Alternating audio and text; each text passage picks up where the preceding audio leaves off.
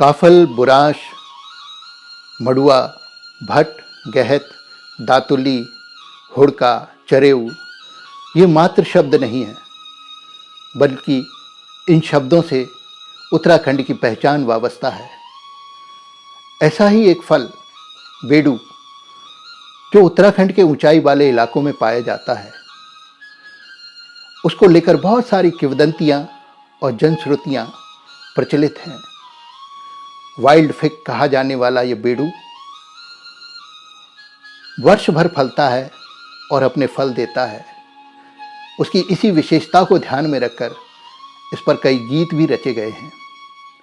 उन्हीं में से एक ऐसा गीत जो बाद में चलकर उत्तराखंड राज्य की पहचान बन गया, उसी गीत की एक स्वर्णिम यात्रा पर हम आपको लिए चलते हैं। स्थान अल्मोड़ा। उदय सिंह की चाय की दुकान। दो युवा रंगकर्मी ब्रजेंद्र लाल शाह और मोहन उप्रेती चाय की चुस्कियों के साथ एक गीत का संयोजन कर रहे थे। वो लकड़ी की मेज पर थपकियां देते हुए उस गीत की धुन बना रहे थे। लिखने को कुछ न मिला तो कैपेस्टन सिगरेट को ही औजार बना लिया और लेखनी के लिए उदय सिंह की चाय के हिसाब किताब लिखने वाली पेंसिल। बेचारे उदय सिंह को क्या मालूम कि जिस पेंसिल से वो चाय का हिसाब किताब लिखा करता है, उस पेंसिल से कालजयी गीत का जन्म होने वाला है और वो गीत उत्तराखंड की पहचान बनने वाला है। उस गीत के बोल थे, बेड़ू पाको 12 मासा।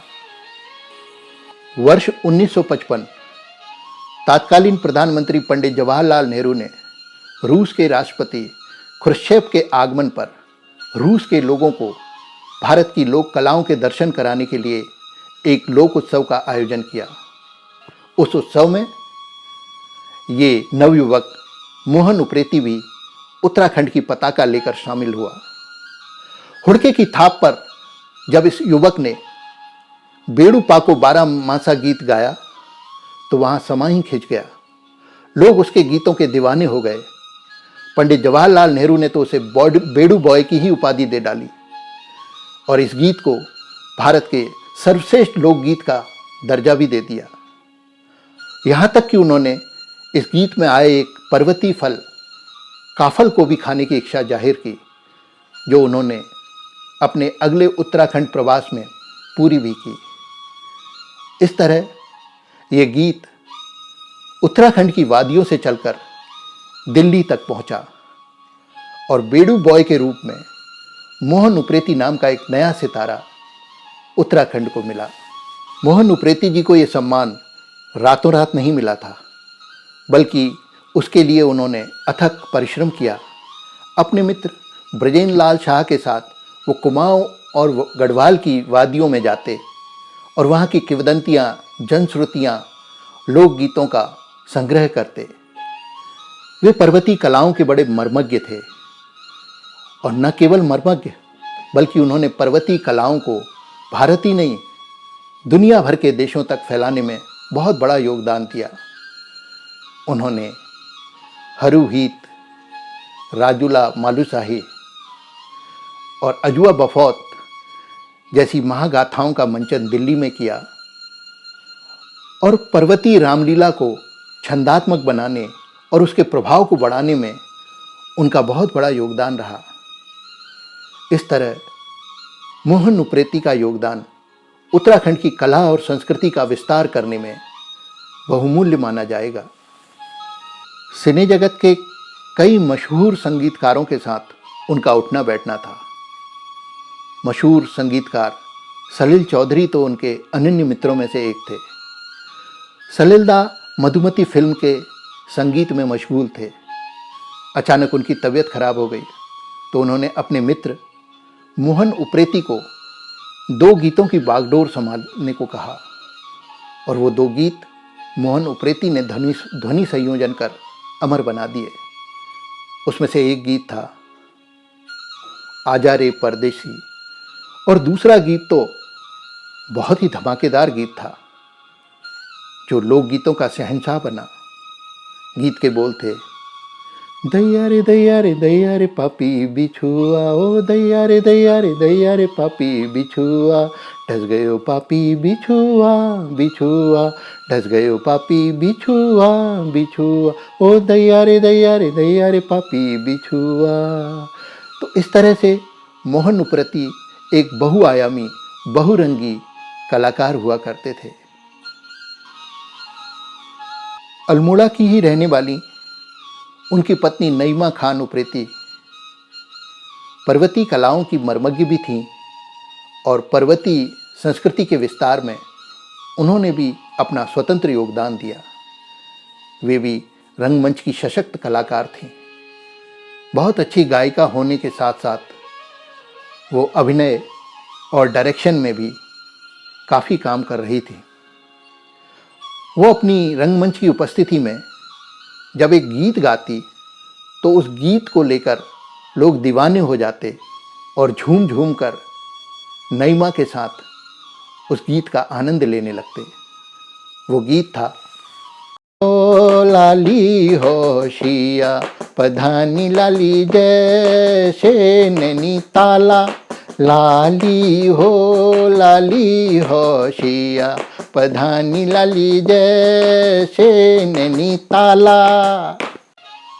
यहाँ ये बताना भी उचित होगा कि नईमा खान उप्रेती ही वो पहली महिला कलाकार थीं जो रंगमंच पर बेड़ू पाको गीत को देश और दुनिया तक अपनी आवाज़ में ले जा रही थीं। इस गीत की स्वर्णिम यात्रा का दूसरा पड़ाव था गोपाल बाबू गोस्वामी। यहाँ हम आपको बता दें कि गोपाल बाबू गोस्वामी एक साधारण लोक गायक नहीं थे। वो उत्तराखंड की जन चेतना के प्रतीक पुरुष थे। उनके गाए गीत उत्तराखंड की वादियों में ताउम्र गूंजेंगे और उत्तराखंड का प्रतिनिधित्व करते रहेंगे। उनके गीतों में उत्तराखंड का रहन सहन, भाषा, वाणी, रहन सहन, तीज त्योहार सभी कुछ तो था उनके गीतों में। लगभग 500 से अधिक उत्तराखंडी लोकगीत गाकर उन्होंने एक अमर इतिहास बनाया। उनके गीतों में पहाड़ की संवेदनाएं, पहाड़ का दर्द, पहाड़ का सुख सब कुछ झलकता है। उनके गीतों की एक लंबी फहरिस्त है। जैसे इस गीत में एक विरहन की करुण व्यथा है। केले बजे मुरुली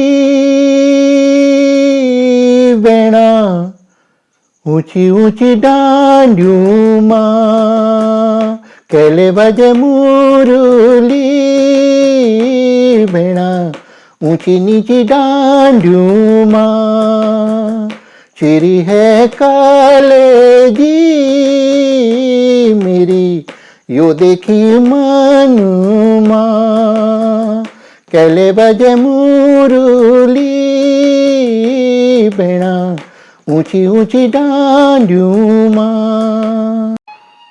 और ये गीत शोक और चंचल नायक नायिका का गीत है। हाय तेरी रुमाला गुलाबी मुखड़ी की भली छाजी रे नाक की नथुली, की भली छाजी रे नाक की नथुली। हाय तेरी रुमाला गुलाबी मुखड़ी की भली छाजी रे नाक की नथुली, की भली छाजी रे नाक की नथुली। हाय तेरी रुमाला। और इस गीत में एक प्रवासी का दर्द छलकता है। घुघुतिनी बासा, घुघुतिनी बासा,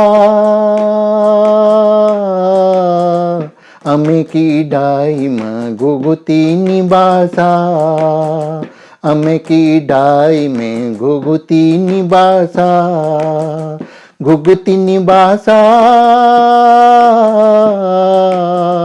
अमे की डाई में घुघुतिनी बासा, आम की डाई में घुघुती निवासा। मेला जाने को अधीर एक नायिका को उसका नायक इस छेड़छाड़ भरे गीत के माध्यम से अपनी संवेदना व्यक्त करता है। ओ रूप सारा मोती घुंघुर न बजा क्षमा क्षमा, रूप सारा मोती घुंघुर न बजा क्षमा क्षमा, जग जा मटू मटू जानू खिलहर छ जना जना, जग जा मटू मटू जानू खिलहर छ जना जना, रूप सारा मोती। उत्तराखंड की पहचान उसकी आध्यात्मिकता से भी है। यहाँ पर नगर देवता, कुल देवता और ग्राम देवता की परिकल्पना लोगों के दिमाग में गहरे जड़ किए हुए है। वो उसकी उपासना कर अपने कुल कुटुंब की कुशल क्षेम मांगते हैं। और ये गीत गोपाल बाबू गोस्वामी ने बहुत ही बेहतरीन तरीके से अपने कोकिल कंठ से गाए हैं। भूमि का भूमिया देवा धर दिया लाज, भूमि का भूमिया देवा धर दिया लाज, पंचनामा देवो तुम्ही सुन लिया घात, गाँव को चर्यो मेरो तुम्हारी छो हाथ, गावे की माला मेरी तुम्हारी छो हाथ, दगड़े रया हो मेरा स्वामी का साथ माँ, दगड़े रया हो मेरा स्वामी का साथ माँ। उत्तराखंड एक प्रकृति प्रेमी राज्य है। यहाँ प्रकृति की उपासना की जाती है।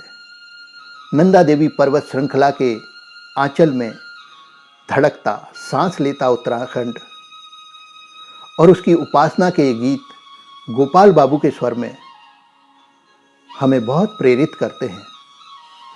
जोड़नू तेरी खुटी हाथ, जोड़नू तेरी खुटी हाथ, हे नंदा माई धर दिया लाज, जोड़नू तेरी खुटी हाथ, नंदा माई धर दिया लाज, नंदा माई धर दिया लाज।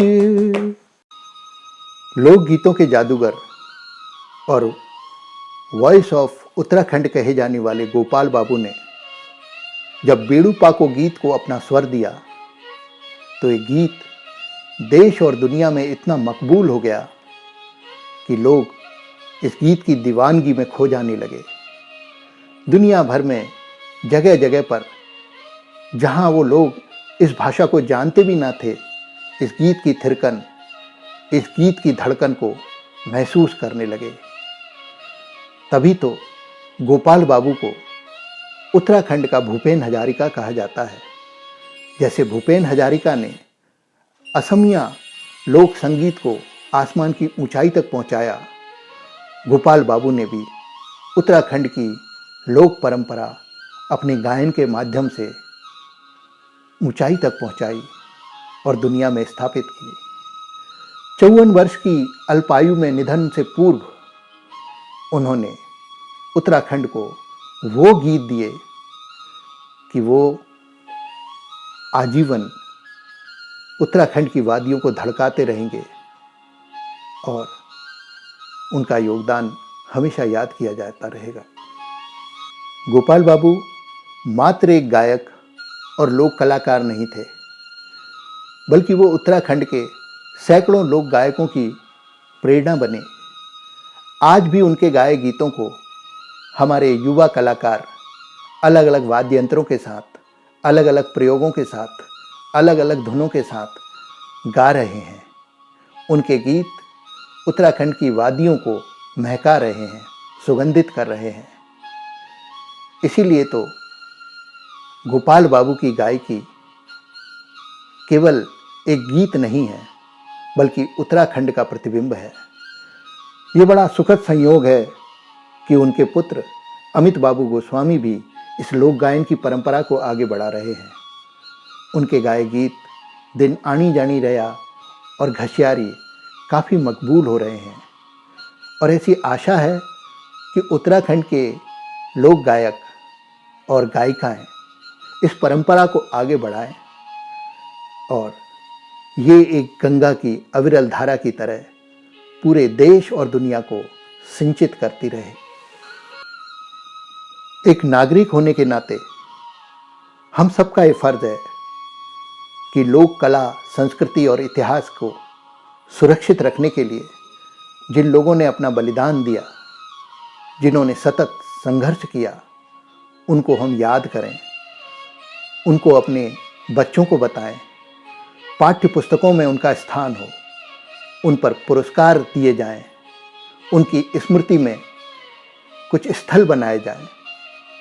यही उनको सच्ची श्रद्धांजलि होगी।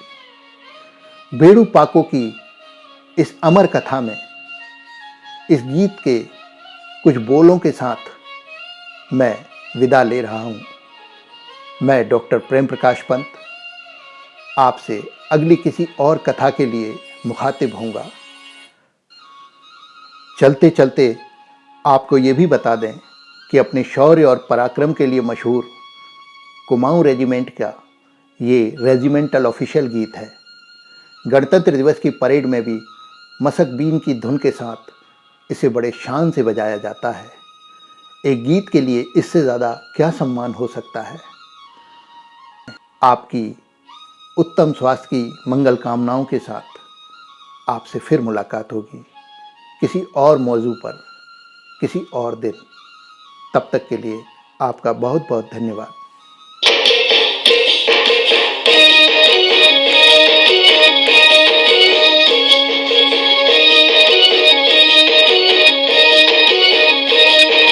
बेड़ू पाको बारमासा, बेड़ू पाको बारमासा, नारायण का फल पाको चैता मेरी छैला, नारायण का फल पाको चैता मेरी छैला।